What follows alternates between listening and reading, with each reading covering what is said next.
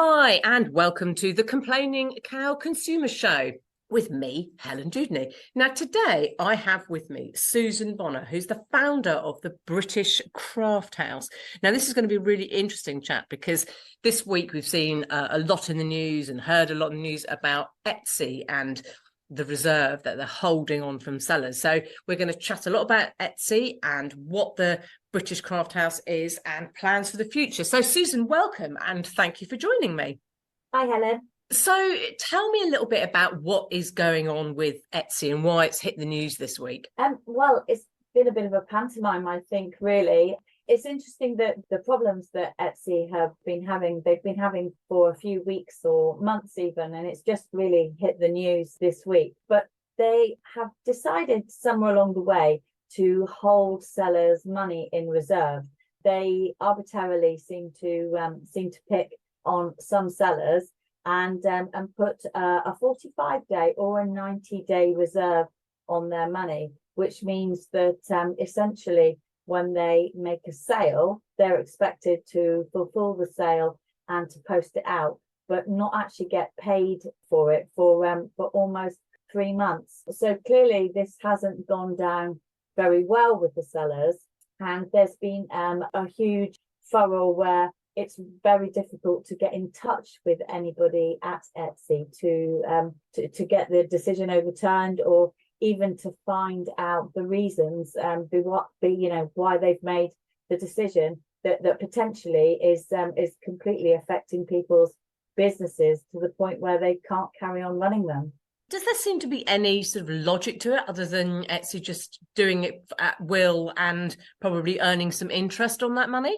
Well, I'm not sure. I mean, the kind of standard answer from Etsy is that they want people to have proof of tracking. They're saying sometimes that they put shops into reserve because they've had a huge spike in sales. So their kind of outward line is that they're protecting the customers effectively from sellers who potentially are not going to be fulfilling the orders. But the reality is that the people that I've spoken to, most of the reasons that Etsy send as the reason why somebody will have been put into reserve just isn't applicable to them. A lot of them have been selling on Etsy for 10 years or more. They have an unblemished record.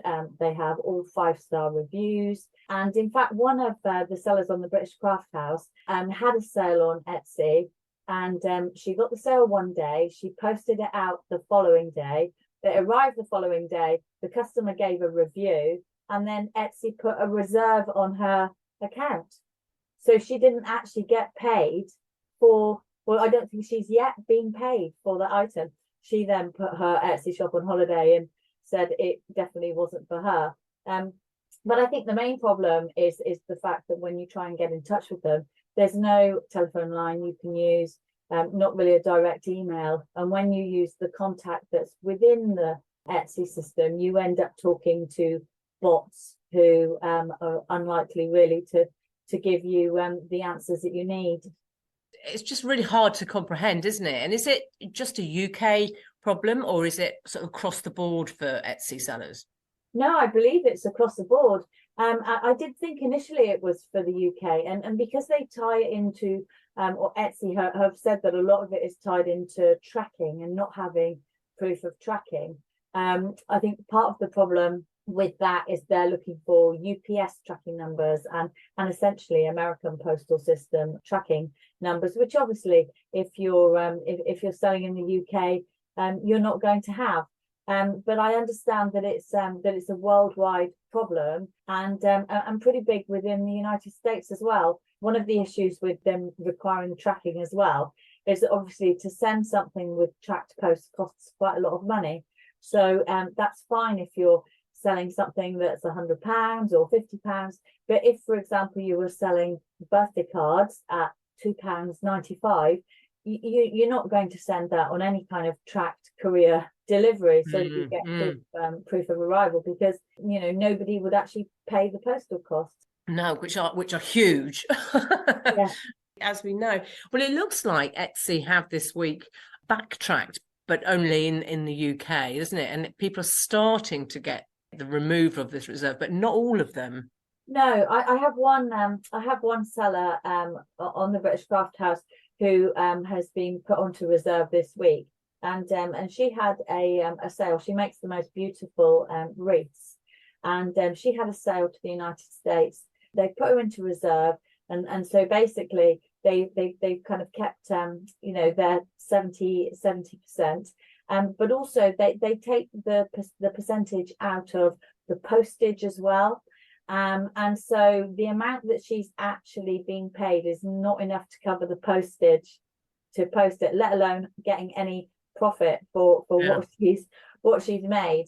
And she said yesterday she could see that there were some people who were having the reserve changed from 70% to 30%. Some people were having the reserve lift, but she's had nothing. She's still, I think her date is kind of ridiculously at the beginning of October, when she can be expected to get the money for something that she's already had to post. It's just madness, isn't it? I mean, so tell me a bit about why and when you set up the British Craft House. Because in fact, it was, I believe it was sort of more than just this reserve thing, which is actually quite recent.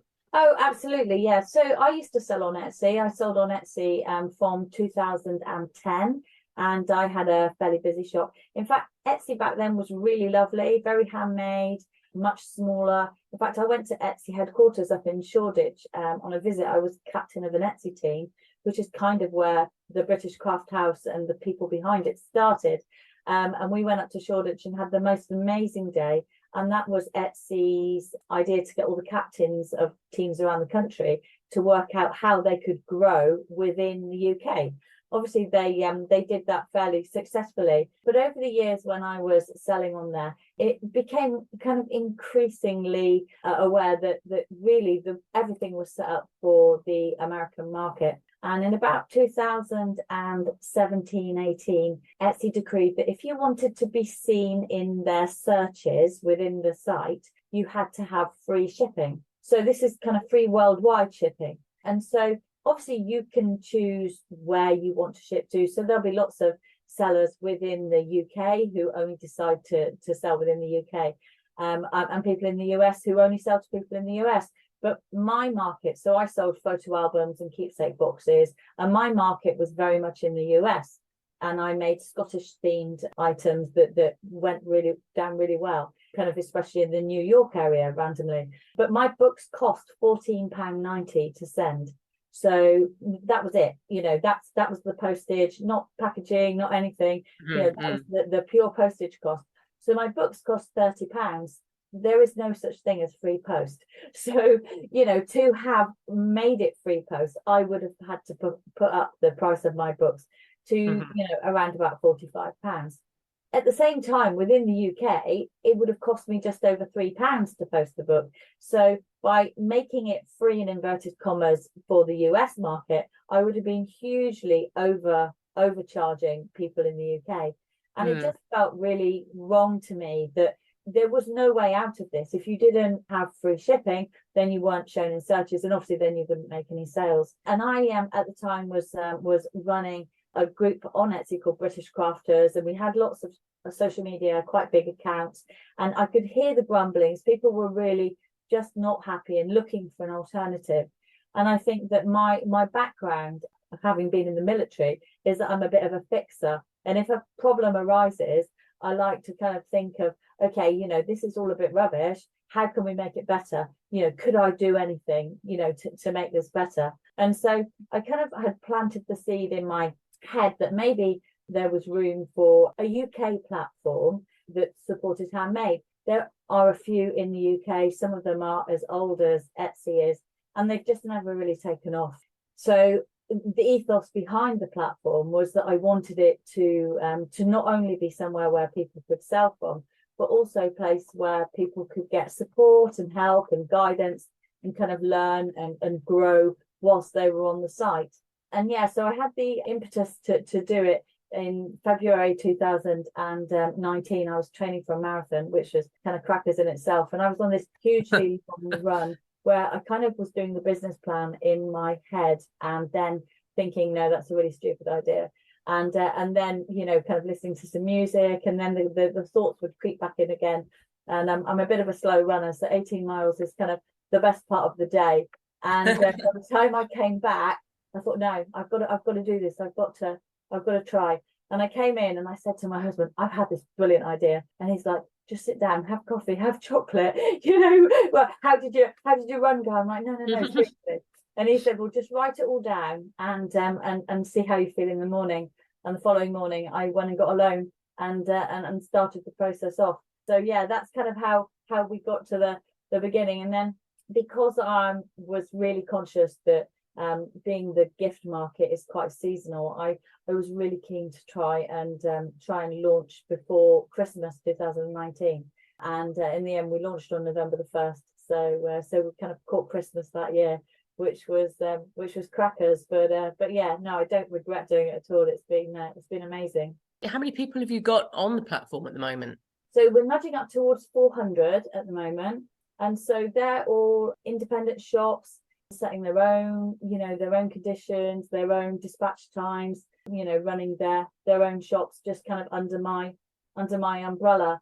And I like to say that on the British Craft House, kind of I've rounded up all the best of British creatives and put them under one roof so that people don't have to go searching for them. They can just come to us. And I have an application process because I have a vision of how I want it to look and how I want it to feel. And we have lots of repeat customers. So I think that they like the way that it feels. It's a little bit like when you go to a village and you see a really, really nice shop and you don't need anything, but you go inside to have a little look and you kind of ooh and ah and you find things you definitely didn't need, but you can't leave on the shelves. And then you leave with packaged tissue paper. And then when you go back to that village, you will always go back there to that shop, and that's the kind of feel that I always wanted to have. Yeah, I mean it's interesting. You've got 400, but have you seen it sort of a big increase in this week as people must be looking for alternatives to Etsy now? Yes. So I've had about 20 sellers join already this week, and I've had about 150 applications from people to sell. So a lot of them have been accepted, and I'm just waiting for them to subscribe. I think a lot of people were probably testing the water to see if they would be accepted, and that's absolutely fine. There's a few people that I unfortunately haven't been able to accept, so that's kind of the worst email to write. One of the things that we do differently to any of the other sites within the UK is that we pay for advertising. So every single listing on the website is advertised on Google Shopping, Facebook, Instagram, Pinterest. If there's a place to advertise, I pay to advertise, and that brings us in a huge number of sales. But there's a kind of criteria really that's important with selling online, with having really good photographs, having really kind of a clear look. And unfortunately on Etsy, because they have such a huge global market and spend $2 million a day on advertising, it's easier on those sites to kind of hide a bit. But with not that many items in comparison, everything is very visible. So that's why we have the application process, just to make sure everything is completely in line with what we're looking for. So what other things do you think that you're doing differently to Etsy? Because I know people are leaving Etsy for a lot of reasons, not just this reserve business. We are obviously, we're much smaller, we still have the human touch. If a seller's got a problem, if they email or if they message, then I will reply. I've in the past spoken to some sellers on the phone if they need help talking through a particular thing. Sometimes that's easier than going through kind of 10 emails. We have a different kind of payment system to the one that Etsy uses, in that the relationship financially is between the customer and the seller, whereas Etsy has this obligation to fulfill orders, etc., which is why they keep the seller's money back. For me, it's all completely with the bank. And so we, in our 4 years, we've had very few issues. But if there was an issue where, for instance, a seller didn't send something and suddenly closed their shop and I couldn't get hold of them, then basically the bank would intervene and get the money back to the customer. So there's no risk to the customer really.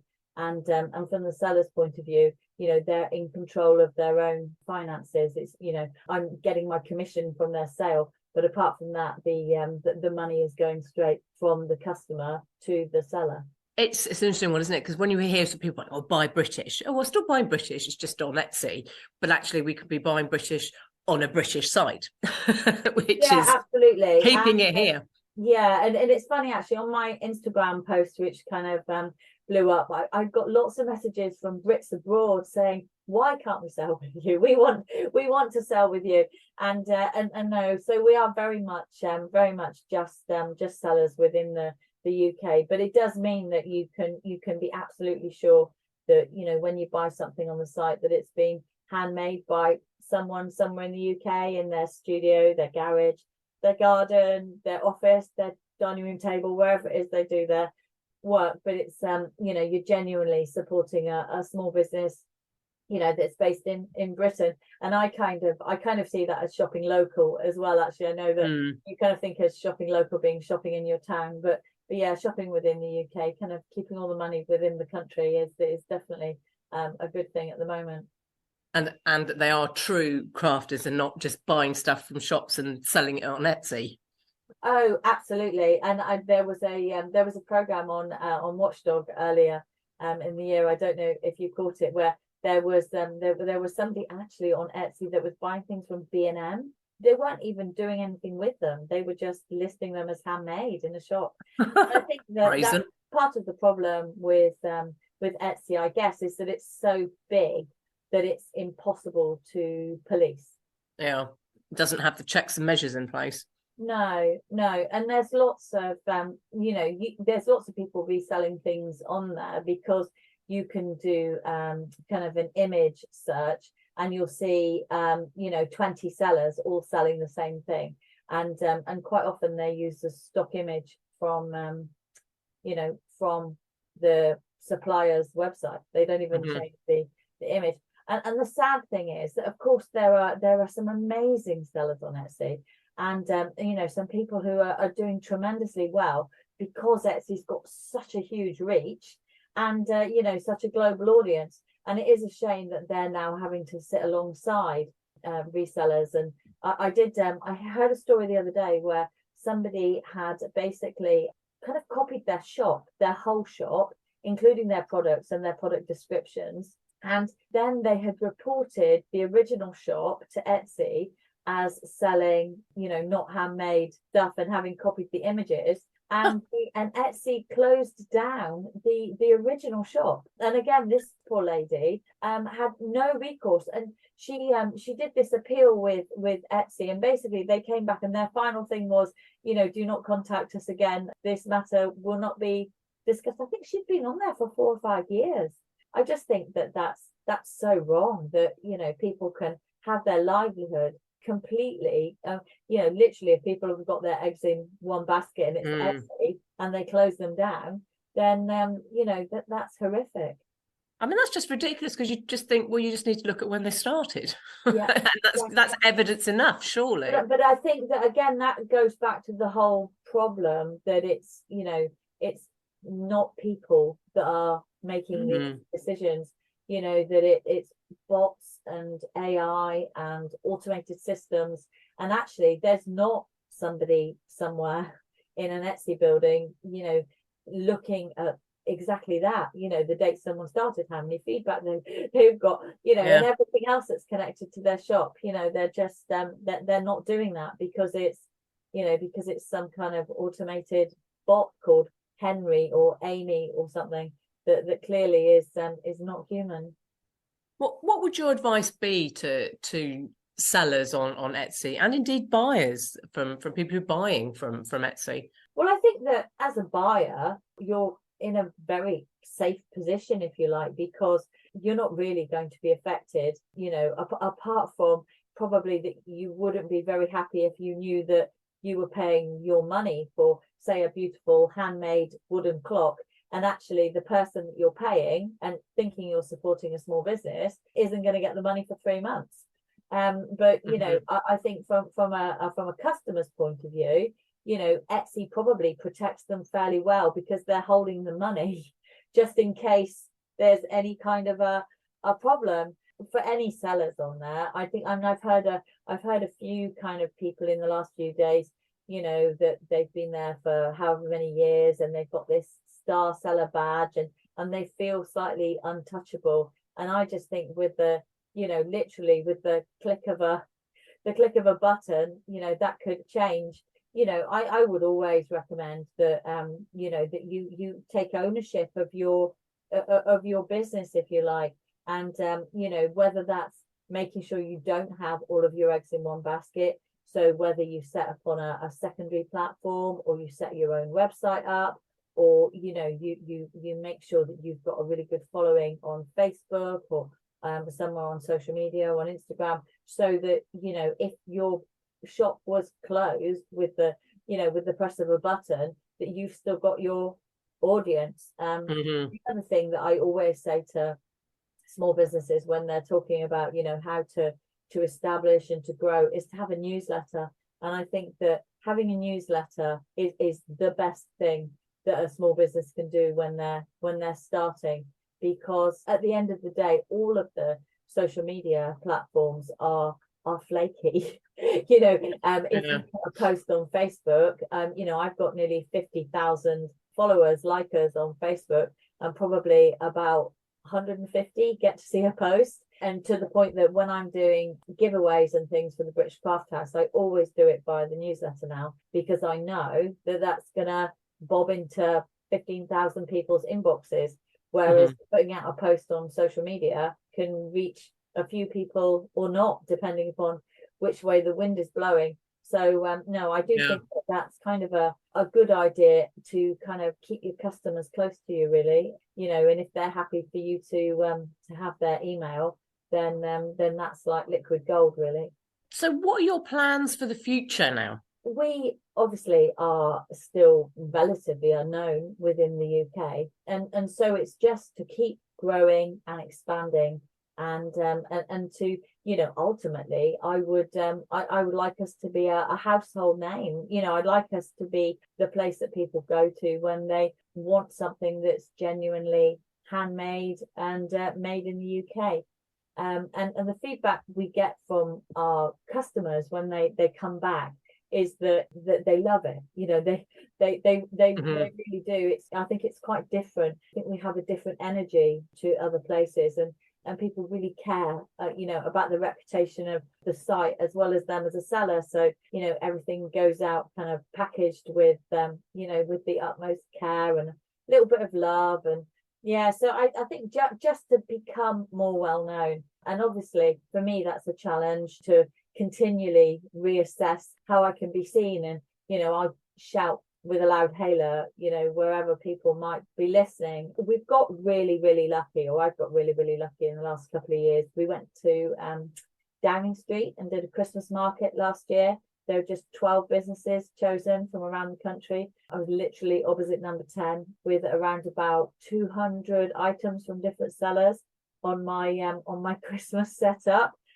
So really lucky to get opportunities like that get me seen.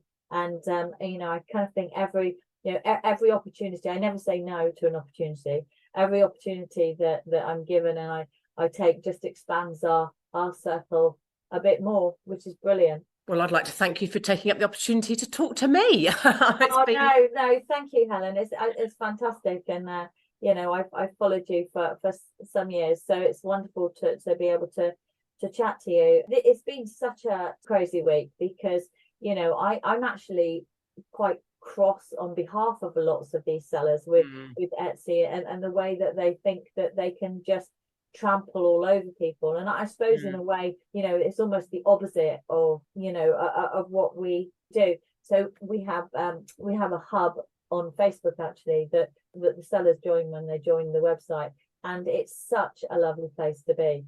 And we have a post every morning saying, hello, how are you? What are you doing today? And we have meetups, we have regional meetups. And so it's kind of the opposite of the faceless bot. We're kind of, the really want to be your friends kind of, it's almost the opposite, but it's lovely. And in lockdown, I thought it'd be nice to have like a summer secret Santa because everyone was a bit miserable. And I thought, well, if only 6 people join in, that'll be 6 people that get something through the post that makes them smile in the middle of the pandemic. And we had over 200 people sign up. And so we had this kind of crazy secret Santa in July swapping thing. But I think that kind of captures just the fact that, we're kind of just a little band of crazy Brits who love handmade and really like lovely quality things.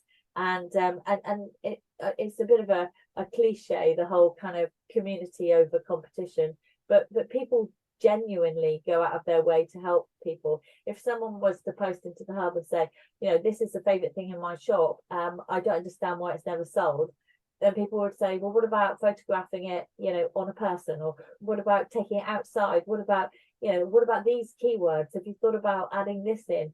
And quite often that thing will then sell, because it's almost like having colleagues, I suppose, but also people that are cheering other people on. We had our first seller who went through 2,500 sales last week, and that was immensely exciting. And obviously I was really excited, the seller was really excited, but everyone else was really excited as well, because it represents, the possibility that they can do the same, just that everyone cheers on everyone else's success, which is brilliant. Yeah, I think but when people say, oh, they're my competition, well, it's not about that, is it? It's about a rising tide raises all ships. So, you just, if you're helping someone else, they're helping you. You all grow. Whereas if you're constantly just in this competitive mode, then you haven't got that support and around you to help you grow. So it's very short-sighted not to grow. That shows also how you're doing things very, very differently to other platforms. Yes, but I mean, so the Instagram post that I did earlier in the week, I didn't want to kind of, I wouldn't be doing what I was doing now if it wasn't for Etsy. Etsy was the building blocks for a lot of what I do, and so what really I wanted to say to people, if you want an alternative, come and look at us. But being completely honest, that I don't spend $2 million a day on advertising. I don't have that money to spend. But what I thought was really lovely on the Instagram post is where some people were asking questions about, what would be acceptable, what wouldn't, and how things worked. Obviously, it was a few crazy days for me, and there were some of my sellers were jumped in and were answering the questions. And that's fantastic. And there were a couple of occasions where by the time I saw the conversation, the person had actually applied to sell and I'd accepted them, so I was kind of behind the drag curve with their question, but the fact that someone else jumped in and answered it was just brilliant. And I suppose that epitomizes the kind of support, and I guess it's like anything, I support them, they support each other, they support me. It's really lovely. Well, that's a really good note to end on. Thank you so much for joining me, and I hope it sends some more buyers and sellers your way. Amazing. Thank you, Helen. Thank you so much for having me on. But before we go, we need to make sure that everyone knows where they can find you. So list out all of your links, please. The website is thebritishcrafthouse.co.uk. And on socials, we are British Craft House everywhere apart from Twitter, where we are British Crafting. But yes, please do come and find us. Well, that's lovely. Thank you. And thank you for listening. And if you have a topic you'd like me to discuss on the show, you can email me on helen@eastlondonradio.org.uk. And you can find me on my website, thecomplainingcow.co.uk, for information on consumer issues, including your rights and money saving and all that stuff, and all the other episodes of the Complaining Cow Consumer Show on East London Radio.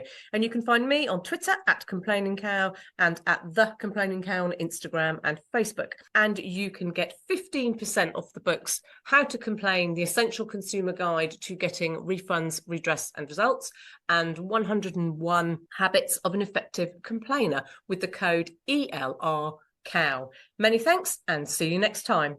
Bye.